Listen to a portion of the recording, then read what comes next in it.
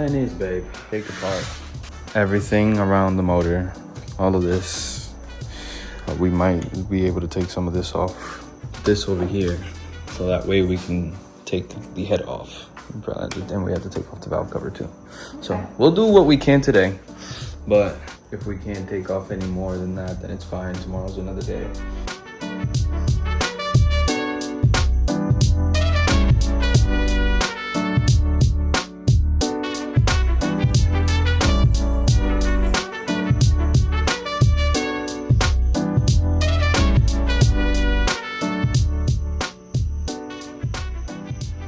This is gonna be in a random part of this video. I don't know if it's gonna be the beginning or in the middle of it or whatever the heck, but I basically reorganized the garage a little bit because now the project has begun to get a little bit more intense, because since we're gonna be taking off a bunch of parts off of the engine bay and also a bunch of parts off of the motor, especially because we're gonna have to get the motor sent out and everything. You probably already know that, but I wanted to just make room here so that way all of these parts that are important to the motor actually be placed on this table, because this is like my workstation.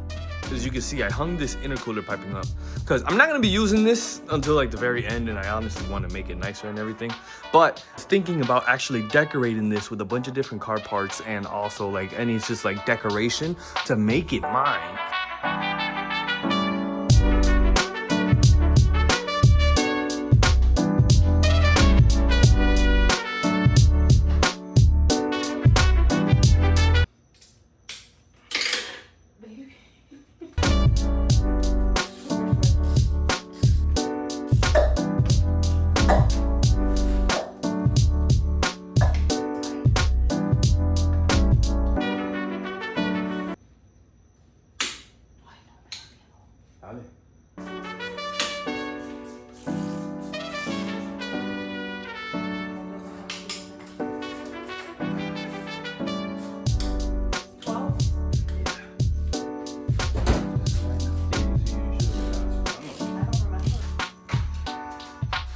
Ready?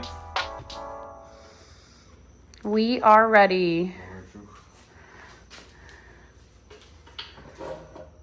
Oh, that was smooth. Very smooth. But look at how dusty this thing is. Look at how crusty it is. Damn, yes. Yeah. We gotta get this looking brand new too. Which is gonna be exciting. It's gonna be satisfying. Very satisfying. Which this one doesn't look bad. It's actually doing really good. But we're gonna replace it anyways. It's all black and crusty, but the valves look pretty good.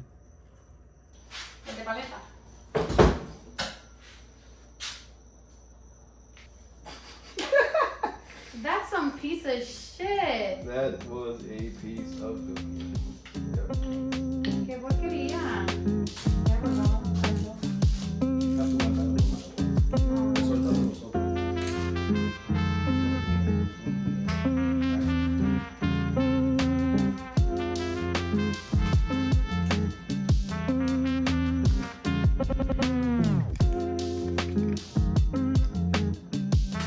Cylinder 1, 2, 3, and 4.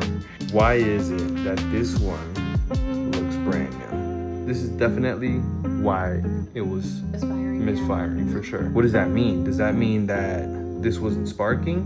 Does that mean that this wasn't getting any combustion in cylinder number 3? Does it mean piston number 3 maybe wasn't moving? I don't know. Can somebody tell me why this is why it is?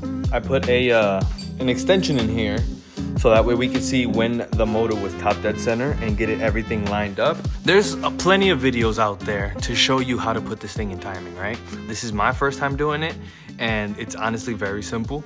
So this is a 7-bolt motor. The 2 indents on the cams, the balancer, this little arrow matches up with this little indent here on the oil pump cover. This trigger reel has a little indent on it as well, and it has to line up with that little notch right here that you see in the back underneath that bolt. We got the oil pump sprocket here that has this little dot or white mark, and it lines up with this little triangular arrow. That's how I know that this is in timing. We can go ahead and start removing the timing belt. I'm gonna call it quits for today. I honestly think that that was enough. We started literally what, like 9 o'clock, babe? Yeah. 9 o'clock, and it's like 10:30 now.